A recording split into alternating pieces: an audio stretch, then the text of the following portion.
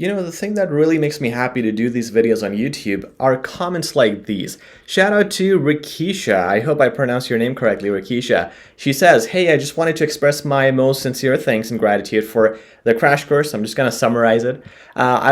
She passed the speaking, got 11, which is amazing. Like, speaking 11 is mind-blowing. And all thanks to you, I received a 10 in reading, 12 in listening and writing. So amazing scores by this student. And she compliments me at the end, and please keep up the good work. And that's what I will do for sure. Because comments like these, guys, it really shows me that you're learning from all these videos. And I'm glad it's helping out. Let's continue to do the same. Today is Tuesday, a little late, but we'll start off with our vocabulary lesson. Everything that I mentioned on this video, all of this is written down on my blog. The blog has all the 15 words we discuss every week. For now, we're going to start with our first word today. Number 1 is arid, A-R-I-D. Arid means very dry. So a dry area is simply an arid area. Very useful to use when you're talking about deserts or, you can talk about weather and it's very arid or dry instead of saying less humid. Word number 2 is frugal. Frugal people are stingy people, and stingy people sometimes are geniuses because they save money, but sometimes people don't like them because they don't want to spend a lot of money. So frugal means stingy, and mostly it's not good to be stingy. Number 3 is convergence, C-O-N-V-E-R-G-E-N-T-E. Convergence means coming together. So if you're in Canada and you have Netflix Canada, you know they're promoting Tomb Raider. And there was, I think, part 1 where they were talking about the convergence of the planets. It means coming together. So all the planets are coming together. It's convergence. It's like things coming together, basically. But you wouldn't say that with people. You know, you meet people, you'd say that we're meeting, we are getting together, we're not converging. We use that for more serious things or things which are more theoretical, scientific theories or planets converging, etc. Number 4 is diligent, D-I-L-I-G-E-N-T. If you're not a diligent person, you gotta be a diligent person. Diligent means hardworking. So every person who is hardworking is diligent, and it's a more formal way of expressing that compliment to that person. Number 5 is intrepid, I-N-T-R-E-P-I-D. Intrepid is fearless. So if you're an intrepid person, you're fearless. Have you ever heard the word intrepid? Not really, it's not commonly used, but it is good to know because you might hear it by some people who want to be fancy. Number 6 is orator. So that is O-R-A-T-O-R. Orator are speakers, and I'm speaking right now. So in this video, I'm the orator, and we use it for situations like these, for this video, for a speech or a debate where serious conversations are taking place. Number 7 is parched, P-A-R-C-H-E-D. If you think this word is not common, it is actually very common. You will hear it quite a lot. Parched is when something is dried up. So quick trivia, there's another word today, just a few seconds ago, that we discussed is synonymous to the word dry. What's that word? Think about it.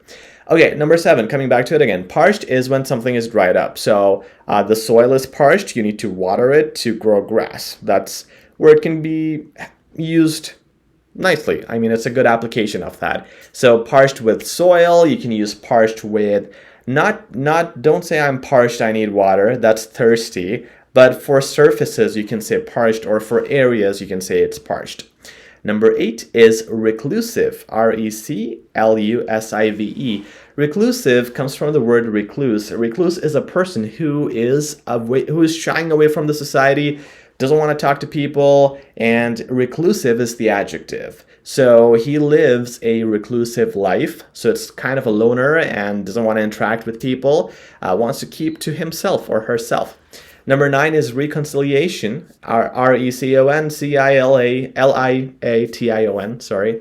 Reconciliation means bringing people together. So what Joe Biden did last few weeks was he did reconciliation between Israel and Palestine. So he brought them together, tried to fix some issues. So it's like being a mediator. And if you're that mediator, what you're doing with different parties is you're doing the act of reconciliation. Number 10 is haughty. I'm not sure if we've discussed that before, but let me just mention it again. H-A-U-G-H-T-Y, haughty is being arrogant. So if you tell people that I have this much money or I do this great work and I am the best and you are not. That is haughty and that is not appropriate. So better not be haughty, people will hate you. Number 11 is aberration, A-B-E-R-R-A-T-I-O-N. Aberration is something unusual. So it doesn't have to be good or bad. It can be neutral. It can be positive or negative. Aberration is just something unusual. So for example, I see a pattern in the sky which doesn't look usual. I'm going to say it's an aberration. Maybe it's some spaceships or something. And that's not usual, of course. Number 12 is jubilation. So that is extreme happiness. G-U-B-I-L-A-T-I-O-N. Jubilation. It's like I'm having a feeling of jubilation. It's like I have extreme happiness for something.